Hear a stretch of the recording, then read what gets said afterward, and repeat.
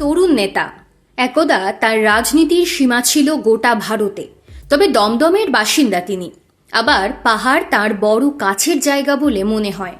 তবে সেটা বেড়াতে যাওয়ার জন্য নয়, পাহাড়ের মানুষকে ভালো রাখার জন্য লড়াই করতে ভালোবাসেন এই তরুণ। আদন্ত শহুরে মানুষ হয়েও চা বাগানের শ্রমিকদের জীবন তাকে ভাবায়। এমন তরুণকে কার না ভালো লাগে? কমিউনিস্ট আন্দোলন তো এমন কমরেডকেই চায়।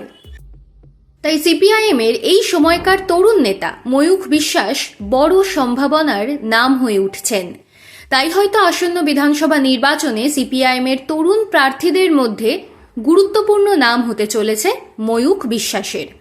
সূত্রের খবর, বিধানসভায় দমদম আসনে প্রার্থী হতে চলেছেন ময়ূখ। যে অঞ্চলের বাসিন্দা সেখানকার প্রার্থী হওয়ায় একটা অ্যাডভান্টেজ আছে। তবে অন্য একটি সম্ভাবনার কথাও শোনা যাচ্ছে, যেখানে বলা হচ্ছে প্রথমবার কোনো বিধানসভা ভোটে প্রার্থী হলেও সম্ভবত তার কেন্দ্রের নাম দমদম নাও হতে পারে। তবে কেন্দ্র যাই হোক, ময়ূখের প্রথমবার বিধানসভা ভোটে প্রার্থী হওয়ার সম্ভাবনা বেশ উজ্জ্বল। অবশ্য এসবের বাইরে ময়ূখের অন্য একটা পরিচয় আছে। তার মামা সিপিআইএম এর ডাকসাইটে নেতা ও প্রাক্তন হেভিওয়েট মন্ত্রী গৌতম দেব। তবে সেই পরিচয় ময়ূখের কাছে বড়জোর প্রেরণার মতো হয়ে থাকতে পারে। রাজনীতির পথে নিজের একটা আলাদা পরিচয় করেছেন ময়ূখ, যেখানে গৌতম দেবের প্রেরণা আছে, ছায়া নেই।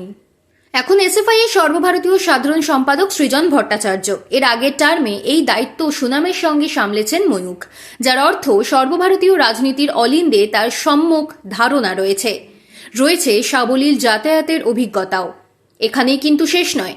আগেই বলা হয়েছে পাহাড়ের কথা। চা শ্রমিকদের উপরে পিএইচডি করছেন ময়ূখ, এমনটাই জানিয়েছেন সিপিআইএম এর তারই এক সহযোগী। উত্তরের বন্যার সময় একেবারে সেই প্রত্যন্ত অঞ্চলে গিয়ে কাজ করতে দেখা গিয়েছে তাঁকে। একেবারে গ্রাউন্ড জিরো থেকে কাজ করা যাকে বলে। সেভাবেই বন্যা দুর্গতদের পাশে থাকতে ঝাঁপিয়ে পড়েছিলেন ময়ূখ। দুমুঠো অন্ন তুলে দেওয়া থেকে শুরু করে অস্থায়ী স্কুল চালু করা, মাথার উপর অস্থায়ী ছাদের ব্যবস্থা করা, অক্লান্ত পরিশ্রম করেছেন ময়ূখ। এবার লড়াই ভোটের ময়দানে।